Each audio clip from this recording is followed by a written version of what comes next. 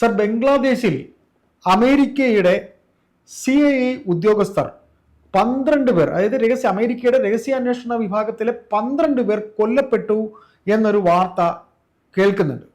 അത് അമേരിക്ക ആദ്യം നിഷേധിച്ചെങ്കിലും ഇപ്പോൾ സമ്മതിച്ചതായും വാർത്തകൾ വരുന്നുണ്ട്.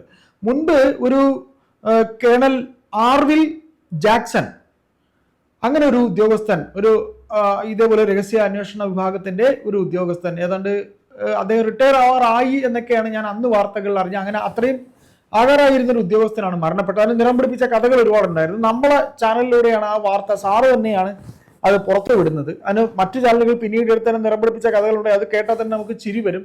ആ രീതിയിലാണ് മറ്റു ചാനലുകൾ അത് ഏറ്റെടുത്ത് പറഞ്ഞത്. ഏതായാലും ഇങ്ങനെ 11 ഉദ്യോഗസ്ഥർ കൊല്ലപ്പെടുക എന്ന് പറയുന്നത് ഒരു വലിയ വാർത്തയാണ്. എന്താണ് സാർ അതിനെ സംബന്ധിച്ച് താങ്കൾക്ക് നമ്മളോട് പറയാൻ ലഭ്യമാകുന്ന വിവരങ്ങൾ? ഈ കഴിഞ്ഞ ഓഗസ്റ്റ് 31 മുതൽ ഈ ഡിസംബർ 5-ാം തീയതി വരെ ബംഗ്ലാദേശിലെ തലസ്ഥാനമായ ധാക്ക, അതുപോലെ തന്നെ ചിറ്റഗോങ്, തുറമുഖ നഗരമായ ചിറ്റഗോങ്, വാണിജ്യ കേന്ദ്രമായ കോക്സ് ബസാർ, ബംഗ്ലാദേശിന്റെ നിയന്ത്രണത്തിലുള്ള മ്യാൻമാറിന്റെയും ബംഗ്ലാദേശിന്റെയും ഇടയിലുള്ള ദ്വീപായ, അതായത് ബേ ഓഫ് ബംഗാളിലുള്ള ഒരു ദ്വീപായ സെന്റ് മാർട്ടിൻസ് ഐലൻഡ്, ഇവിടെ ഈ ഇത്രയും സ്ഥലങ്ങളിലായിട്ട് 12ഓളം അമേരിക്കൻ സൈനിക ഉദ്യോഗസ്ഥർ, അവരിൽ ചിലർ CIA ഏജന്റുമാരും ചിലർ അമേരിക്കയുടെ സൈന്യത്തിന്റെ സ്പെഷ്യൽ ഓപ്പറേഷൻസ് വിങ്ങിന്റെ ഉദ്യോഗസ്ഥന്മാരുമാണ്. അവര് 12ഓളം ആൾക്കാർ കൊല്ലപ്പെട്ടതായിട്ടാണ് ഇപ്പോൾ വാർത്തകൾ പുറത്തു വന്നിരിക്കുന്നത്. ഇത് കേൾക്കുമ്പോൾ പെട്ടെന്ന് ഒറ്റയടിക്ക് നമുക്ക് വിശ്വസിക്കാൻ തോന്നില്ല. കാരണം അമേരിക്കയെ പോലെ ഇത്ര ശക്തമായ ഒരു രാജ്യത്തിന്റെ ഓപ്പറേറ്റീവ്സിനെ അങ്ങനെ നിസാരമായിട്ട് കൊന്നു തള്ളാൻ പറ്റുമോ എന്ന് സംശയിക്കുന്ന ചില ആൾക്കാരെങ്കിലും കാണും. ഇപ്പോ അയ്യപ്പദാസ് പറഞ്ഞതുപോലെ കേണൽ ആർവിൽ ജാക്സൺ, അതായത് അദ്ദേഹത്തിന്റെ മുഴുവൻ പേര് കേണൽ ടെറൻസ് ആർവിൽ ജാക്സൺ എന്നാണ്. ഈ കേണൽ ആർവിൽ ജാക്സൺ കൊല്ലപ്പെടുന്നത് ധാക്കയിലെ വെസ്റ്റ് എൻഡ് ഹോട്ടലിലെ റൂം നമ്പർ 808 എന്ന അദ്ദേഹത്തിന്റെ റൂമിൽ അദ്ദേഹം മരണപ്പെട്ട് കിടക്കുന്നതാണ് കണ്ടത്. അദ്ദേഹം ഓഗസ്റ്റ് 31-നാണ് മരിച്ചതെങ്കിലും അദ്ദേഹത്തിന്റെ ബോഡിയൊക്കെ തിരിച്ചറിഞ്ഞത് സെപ്റ്റംബർ 2-ാം തീയതിയോ 3-ാം തീയതിയോ ആണ്. ഹോട്ടലിൽ അദ്ദേഹം പുറത്ത് വരാതെ 31-നാണ് അദ്ദേഹം അവിടെ വന്ന് റൂം എടുക്കുന്നത്. പിന്നീട് അദ്ദേഹം പുറത്തേക്ക് വരാതിരിക്കുന്ന കാരണം ഹോട്ടൽ അധികൃതർ ആ റൂം ചവിട്ടി തുറന്ന് അവിടെ കയറുമ്പോൾ അവർക്ക് കാണാൻ കഴിഞ്ഞത് ഈ മനുഷ്യൻ മരിച്ചു കിടക്കാൻ. ഇതിന് ഒരു പോസ്റ്റ്മോർട്ടം പോലും നടത്താൻ അമേരിക്കൻ എംബസി സമ്മതിച്ചില്ല. അവർ നേരെ ശരീരം അങ്ങ് കൊണ്ടുപോവുകയാണ് ചെയ്തത്. അതിനുശേഷം ഞെട്ടിപ്പിക്കുന്ന വേറൊരു വിവരം പുറത്തു വന്നു. അതായത് ഈ സെപ്റ്റംബർ 3-ന് ആ ഹോട്ടലിൽ നിന്നും പുറത്ത് കണ്ടെത്തിയത് കേണൽ ടെറൻസ് ആർവിൽ ജാക്സന്റെ മൃതദേഹം മാത്രമായിരുന്നില്ല. തൊട്ടടുത്ത റൂമിലെ 2 അമേരിക്കൻ ഉദ്യോഗസ്ഥർ തൊട്ടടുത്ത റൂമിൽ തന്നെ മരിച്ചു കിടപ്പുണ്ടായിരുന്നു. വേറൊരു ഉദ്യോഗസ്ഥൻ സ്വിമ്മിംഗ് പൂളിലും മരിച്ചു കിടപ്പുണ്ടായിരുന്നു. ഇതാണ് ഇപ്പോൾ ഏറ്റവും ഒടുവിൽ അന്താരാഷ്ട്ര വാർത്താ ഏജൻസികൾ പുറത്തു കൊണ്ടുവന്നിരിക്കുന്നത്. അതോടൊപ്പം അവർ പറയുന്നത് ഇത് ധാക്കയിൽ മാത്രം ഒതുങ്ങിയിരുന്നില്ല. ഈ ഏജൻസികളുടെ വാർത്തകൾ നമുക്ക് വിശ്വസിക്കാമെങ്കിൽ അവർ പറയുന്നത് ഒറ്റ രാത്രി കൊണ്ട് 7-8 അമേരിക്കക്കാരെ കൊല്ലപ്പെടുകയായിരുന്നു. ഈ 4 പേരും, ഞാനീ പറഞ്ഞ ആർവിൽ ജാക്സണ്, തൊട്ടടുത്ത റൂമിലെ 2 പേരെ, പൂളിൽ മരിച്ചു കിടന്ന ഒരാൾ, അങ്ങനെ 4 പേര് വെസ്റ്റ് എൻഡ് ഹോട്ടലിൽ. അതിനുശേഷം ഈ ചിറ്റഗോങ്ങിൽ 4 US ഉദ്യോഗസ്ഥർ കൊല്ലപ്പെട്ടിരുന്നു. ഈ 4 പേരും കൊല്ലപ്പെട്ടത് അത് ചിറ്റഗോങ്ങിന് ഉൾപ്രദേശത്ത് ആന്റി ടെററിസ്റ്റ് പരിശീലനം എന്ന രീതിയിൽ അമേരിക്ക ബംഗ്ലാദേശിലെ ഭടന്മാർക്കും അതുപോലെ തന്നെ അവരോടൊപ്പം പാകിസ്ഥാന്റെ ചില സൈന്യത്തിൽ ഉൾപ്പെടുന്ന ഒരു ISIയുടെ ഭടന്മാരും പിന്നീട് തുർക്കിയുടെ 3ഓളം രഹസ്യാന്വേഷണ ഉദ്യോഗസ്ഥരും ഇവരെല്ലാം ചേർന്ന് നടക്കുന്ന ട്രെയിനിങ് ക്യാമ്പിന് നേരെ പെട്ടെന്നൊരു ആക്രമണം ഉണ്ടാകുകയാണ് ഉണ്ടായത്. അവിടെ വെച്ചാണ് ഈ 4 അമേരിക്കക്കാർ കൊല്ലപ്പെട്ടത്. അതിൽ ഈ തുർക്കിക്കാരും ഒക്കെ തന്നെ കൊല്ലപ്പെട്ടു. അവരുടെ വിശദാംശങ്ങൾ ഇതുവരെ പുറത്തു വന്നിട്ടില്ല. പുറത്തു വരുന്ന ക്രമത്തിൽ നമുക്കത് ചർച്ച ചെയ്യാം. അപ്പോൾ ഈ 4 അമേരിക്കക്കാർ അവിടെ കൊല്ലപ്പെട്ടു, 4 പേര് വെസ്റ്റ് എൻഡ് ഹോട്ടലിൽ കൊല്ലപ്പെട്ടു. ഇത് ഒറ്റ രാത്രി കൊണ്ടാണ് അമേരിക്കയുടെ CIA ഒരു സെല്ല് ആരോ ഇല്ലാതാക്കിയത്. അപ്പോൾ വളരെ കൃത്യമായ ആസൂത്രിതമായ ഒരു ഓപ്പറേഷനാണ് സെപ്റ്റംബർ 3 ബംഗ്ലാദേശിൽ നടന്നത്. അതിൻ്റെ അർത്ഥം ഇവരുടെ പുറകെ ആരോ ഉണ്ടായിരുന്നു. അതാരായിരിക്കണം എന്നുള്ള ചോദ്യം ഇപ്പോൾ വരുന്നു. ഈ അജ്ഞാതൻ ആരായിരിക്കണം? അജ്ഞാതൻ ഒരുപക്ഷെ ചൈനക്കാരനായിരിക്കാം, ചൈനീസ് രഹസ്യാന്വേഷണ ഏജൻസികളായിരിക്കാം, അജ്ഞാതർ അല്ലെങ്കിൽ റഷ്യൻ ഏജൻസികളായിരിക്കാം, അതുമല്ലെങ്കിൽ ഇനി ഇന്ത്യയുടെ റിസർച്ച് ആൻഡ് അനാലിസിസ് വിങ് ആണോ? എന്തായാലും ഇന്ത്യയുടെ ഒരു സഹായമില്ലാതെ തന്ത്രപ്രധാനമായ ഒരുപാട് സഹായം നൽകാൻ ഏറ്റവും ബംഗ്ലാദേശിൽ കഴിവുള്ള ഒരു രാജ്യം ഇന്ത്യയാണ്. കാരണം ഷെയ്ഖ് ഹസീന അവിടുന്ന് പോയെങ്കിലും ഈ അവാമി ലീഗ് ഇപ്പോഴും ബംഗ്ലാദേശിൽ ശക്തമായിട്ട് അതിന് പ്രവർത്തകരുണ്ട്, നേതാക്കന്മാരുണ്ട്. തീർച്ചയായിട്ടും അതുപോലെ തന്നെ ഒരു വലിയ വിഭാഗം ആൾക്കാർ അവിടെ ഇന്ത്യ അനുകൂലിക്കുന്ന ആൾക്കാരുണ്ട്. തൽക്കാലം അവർക്ക് ഭരണമില്ല എന്നുള്ളതേ ഉള്ളൂ. സ്വാഭാവികമായിട്ടും ഏതൊരു വിദേശ രഹസ്യാന്വേഷണ ഏജൻസിക്കും കൃത്യമായി ഇൻഫർമേഷൻ കൊടുക്കാൻ ശേഷിയുള്ള ഒരു രാഷ്ട്രമാണ് ഇന്ത്യ. ഇങ്ങനെ ഈ നടന്നതിന് ശേഷം പിന്നീട് നവംബറിലും ഏറ്റവും ഒടുവിൽ ഡിസംബറിലും അവിടെ കൊലപാതകങ്ങൾ ആവർത്തിച്ചു.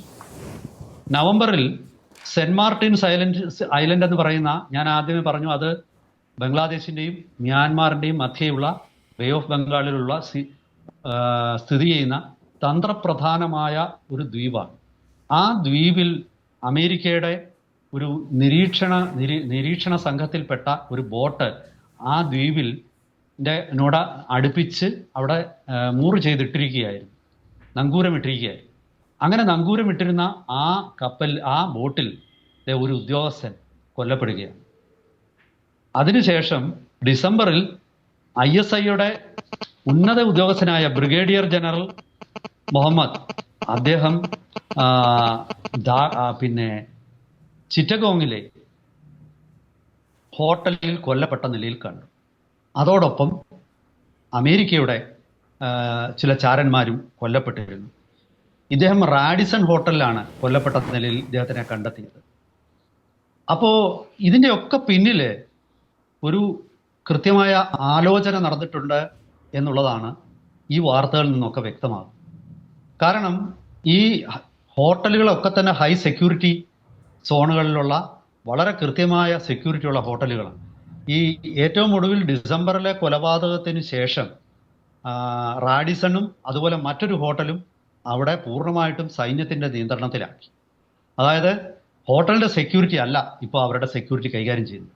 വിദേശികൾ താമസിക്കുന്ന ധാക്കയിലെയും അതുപോലെ ചിറ്റഗോങ്ങിലെയും ഹോട്ടലുകൾ ഇപ്പോൾ നേരിട്ട് സൈന്യത്തിൻ്റെ ഉദ്യോഗസ്ഥരാണ് അതിൻ്റെ കാവല്, അതിൻ്റെ സെക്യൂരിറ്റി, അതായത് റൂമിലിരിക്കുന്ന ഓപ്പറേഷന് മുഴുവൻ ബംഗ്ലാദേശ് സൈന്യത്തിൻ്റെ നിയന്ത്രണത്തിലായിരിക്കുകയാണ്. അപ്പോൾ ഇത് വളരെ ഗുരുതരമായിട്ടുള്ള ഒരു വിഷയമാണ്. ഇവരൊക്കെ തന്നെ ബംഗ്ലാദേശിൽ എത്തിയത്, ഇപ്പോൾ കേണൽ ആർവിൽ ജാക്സൺ ഒരു കോൺട്രാക്ടർ എന്നുള്ള ഒരു അഡ്രസ്സിലാണ് അദ്ദേഹം അവിടെ എത്തിയത്. അവിടെ പിന്നീട് അദ്ദേഹം ബംഗ്ലാദേശ് സൈന്യത്തിന്, അതുപോലെ ബോർഡർ ഗാർഡ്സ് ബംഗ്ലാദേശിന്, അതായത് നമ്മുടെ BSF തുല്യമായിട്ടുള്ള അതിർത്തി രക്ഷാസേനയാണ് ബോർഡർ ഗാർഡ്സ് ബംഗ്ലാദേശ്, അവർക്കും ഭീകരവിരുദ്ധ പരിശീലനം കൊടുക്കുകയായിരുന്നു. അതാണ് അദ്ദേഹത്തിൻ്റെ ജോലി എന്നാണ് അവിടെ പുറത്തു വന്നിരിക്കുന്ന വിവരം. ഇവരൊക്കെ തന്നെ അമേരിക്കയിലെ ആർമിയുടെ സെർവിങ് ഓഫീസേഴ്സാണ്. അതായത് ആർമിയുടെ പേറോളിലുള്ള ഈ കേണൽ ജാക്സണ് കേണൽ റാങ്ക് ആണ് അദ്ദേഹത്തിനെങ്കിലും അദ്ദേഹത്തിൻ്റെ ബംഗ്ലാദേശിലെ ജോലി എയർബോൺ കമാൻഡിൻ്റെ ഇൻസ്പെക്ടർ ജനറലാണ് ബംഗ്ലാദേശിൻ്റെ. നിരവധി ഓപ്പറേഷനുകളിൽ പങ്കെടുത്ത് പരിചയസമ്പന്നനായ വ്യക്തിയാണ്. അപ്പോൾ നിസ്സാരക്കാരനല്ല. അദ്ദേഹത്തിനെ അങ്ങനെ കൊല്ലാനൊന്നും പറ്റത്തില്ല. അപ്പോൾ അദ്ദേഹത്തിനെ കൊന്നവരെ അത്രമാത്രം ആസൂത്രിതവും അത്രമാത്രം കൃത്യമായ നല്ല അത്യന്താധുനിക ആയുധങ്ങളുള്ളവരും കൃത്യമായ ഓപ്പറേഷനുമായി. അമേരിക്കയെ സംബന്ധിച്ചിടത്തോളം അമേരിക്കയ്ക്ക് ഇത് പുറത്തു പറയാൻ നാണക്കേടുണ്ട്. കാരണം പുറത്തു പറഞ്ഞാൽ CIA-യും ഇത്ര കൊട്ടിഘോഷിക്കപ്പെട്ട CIA-യും അമേരിക്കയുടെ US ആർമിയുടെ സ്പെഷ്യൽ ഓപ്പറേഷൻസ് വിങ്ങും ഒക്കെ ഇത്ര നിസ്സാരമായിട്ട് കൊല്ലപ്പെടുന്ന ആൾക്കാരാണോ എന്നൊരു ചോദ്യം അപ്പുറത്തുണ്ടാകും. പിന്നെ ഇവരുടെ ആരുടെയും പോസ്റ്റ്മോർട്ടം നടത്തിയിട്ടില്ലെന്നാണ് പറയുന്നത്. ഈ ഞാൻ പറഞ്ഞ ഏറ്റവും ഒടുവിൽ റാഡിസൺ ഹോട്ടലിൽ നിന്നും കണ്ടെത്തിയ പാകിസ്ഥാനിലെ ISIയുടെ ബ്രിഗേഡിയർ ജനറൽ മുഹമ്മദിനോടൊപ്പം മരിച്ചു കിടന്ന വ്യക്തിയെ, അദ്ദേഹത്തിൻ്റെ ഫോട്ടോ പോലും ഒരു മാധ്യമങ്ങളിലും വന്നിട്ടില്ല. ഉടൻ തന്നെ അദ്ദേഹത്തിനെ ഒരു ബോഡി ബാഗിലോട്ട് മാറ്റുകയായിരുന്നു ചെയ്തതെന്നാണ്. അതായത് ഹോട്ടലിൽ വെച്ച് തന്നെ അദ്ദേഹത്തിന്റെ പൂർണ്ണമായിട്ടും അദ്ദേഹത്തിന്റെ ഐഡന്റിറ്റി മറയ്ക്കപ്പെട്ടു. ഇതൊക്കെ കാണിക്കുന്നത് ഈ ബംഗ്ലാദേശിന്റെ ഉള്ളിൽ ബംഗ്ലാദേശിലെ സൈന്യത്തിനോ പോലീസിനോ നിയന്ത്രണമില്ല. ബംഗ്ലാദേശിലും അല്ലെ ധാക്കയിൽ മാത്രമല്ല, ബംഗ്ലാദേശിന്റെ പ്രധാന നഗരങ്ങളിലെല്ലാം തന്നെ പൂർണ്ണമായ അരാജകത്വമാണ്. ബംഗ്ലാദേശ് സർക്കാരിന് സ്വന്തം രാജ്യത്തിൽ യാതൊരു നിയന്ത്രണവുമില്ല. വിദേശ ചാര സംഘടനകൾ പരസ്പരം ഏറ്റുമുട്ടുകയും കൊലപാതകങ്ങൾ നടത്തുകയും അതുപോലെ തന്നെ സുഖമായി രക്ഷപ്പെട്ടു പോവുകയും ചെയ്യും. ഇതിൽ ആരാണ് കൊലപാതകം നടത്തിയെന്നുള്ളത് ആദ്യം കൊല ചെയ്യപ്പെട്ട രാജ്യം പറയണം. ഞങ്ങളുടെ ഒരു സൈനികനെ അല്ലെങ്കിൽ ഞങ്ങളുടെ ഒരു ഉദ്യോഗസ്ഥനെ കൊല്ലപ്പെട്ടു എന്ന്. അത് പറയാതിരിക്കുന്നിടത്തോളം കാലം ആരാണ് കൊല്ലപ്പെട്ടത്, ആരാണ് കൊലപ്പെടുത്തിയത് എന്ന് പറയാൻ പറ്റുന്നില്ല. എന്താണ് മോട്ടീവ് എന്നുള്ളത് നമുക്ക് തിരിച്ചറിയാൻ പറ്റുന്നില്ല. ചുരുക്കി പറഞ്ഞാൽ പൂർണ്ണമായ അരാജകത്വത്തിലേക്ക് ബംഗ്ലാദേശ് വീണിരിക്കുകയാണ്. വിദേശ ചാര ഏജൻസികൾ പരസ്പരം ഏറ്റുമുട്ടുന്ന, ഇപ്പൊ അമേരിക്കക്കാർ കൊല്ലപ്പെട്ടു എന്ന് ഞാൻ ഈ പറയുന്ന ചൈനക്കാർ എത്ര പേര് കൊല്ലപ്പെട്ടു എന്നുള്ളത് നാളെ ഒരുപക്ഷെ മറ്റൊരു വാർത്തകളിലൂടെ പുറത്തു വന്നു. അമേരിക്കയും ഏതായാലും അടങ്ങിയിരിക്കുമെന്ന് തോന്നുന്നില്ല. ഇനി ഇന്ത്യ തന്നെയാണോ ഇതിന്റെ പിന്നിൽ? അതും നമുക്ക് കൃത്യമായിട്ട് സംശയിക്കേണ്ടിയിരിക്കും. കാരണം ഇന്ത്യ ഷെയ്ഖ് ഹസീനയെ പുറത്താക്കിയത് ഒരു കാരണവശാലും ഇന്ത്യക്ക് അംഗീകരിക്കാൻ പറ്റുന്നതാണ്. അത് ഇന്ത്യൻ റോ പോലുള്ള ഏജൻസികൾക്ക് ഒരു അടിയും കൂടിയായിരുന്നു. കാരണം ഇങ്ങനെ ഒരു അട്ടിമറി അവിടെ ഉണ്ടാകും എന്നുള്ളത് കണ്ടെത്തുന്നതിൽ അവർക്ക് വീഴ്ച പറ്റിയത്. അത് മുൻകൂട്ടി തടയാൻ അവർക്ക് പറ്റിയില്ല. ചുരുക്കി പറഞ്ഞാൽ വരും ദിവസങ്ങളിൽ ബംഗ്ലാദേശ് കൂടുതൽ കലുഷിതമാകാനാണ് സാധ്യത. ബംഗ്ലാദേശിൽ തെരഞ്ഞെടുപ്പ് നടന്ന് ഒരു ജനകീയ സർക്കാർ അധികാരത്തിൽ വരുന്ന പൂർണ്ണമായിട്ടും രാജ്യത്തെ ക്രമസമാധാനവും അതുപോലെ ഉദ്യോഗസ്ഥരുടെ നിയന്ത്രണവും അവരുടെ കൈവശം കൃത്യമായിട്ട് വന്നില്ലെങ്കിൽ ബംഗ്ലാദേശ് വരും ദിവസങ്ങളിൽ നിരവധി ഇതുപോലുള്ള കൊലപാതക പരമ്പരകൾ ധാക്കയിലും മറ്റ് നഗരങ്ങളിലും അരങ്ങേറും. വിദേശ ബിസിനസ്സുകാർ ഉൾപ്പെടെ ഉള്ളവർ അവിടെ എത്താതാവും. ഇവരൊക്കെ തന്നെ ബിസിനസ് വിസയിലാണ് അവിടെ എത്തുന്നത്. സ്വാഭാവികമായിട്ടും മറ്റു ബിസിനസ്സുകാർ ഇവര് ചാരപ്രവർത്തനത്തിനാണ് എത്തിയതെങ്കിലും വിദേശ ബിസിനസ്സുകാരും ഇനി ബംഗ്ലാദേശിലേക്ക് എത്താൻ മടിക്കും. കാരണം ആരെപ്പോൾ എവിടെ വെച്ചാണ് കൊല്ലപ്പെടുക എന്ന് പറയാൻ പറ്റുന്നില്ല. നമ്മുടെ സമയം ഒരുപക്ഷെ തീരാറായിട്ട് ഇരിക്കാം. കൂടുതൽ ഞാൻ ദീർഘിപ്പിക്കുന്നില്ല.